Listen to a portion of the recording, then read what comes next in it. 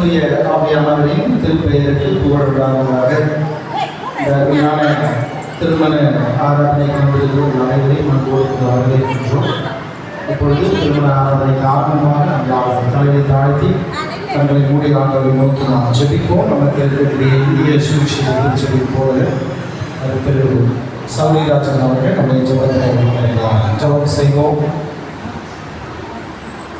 ஜெபம் செய்வோம். எங்களை அளவுக்கு அதிகமாக நேசிக்கிற எங்கள் திரீக தேவனே, உமக்கு நாங்கள் நன்றி படுகிறோம். இன்றைக்கு இந்த சந்தோஷமான மகிழ்ச்சியான நாளுக்காக உங்களுக்கு நன்றி செலுத்துகிறோம்.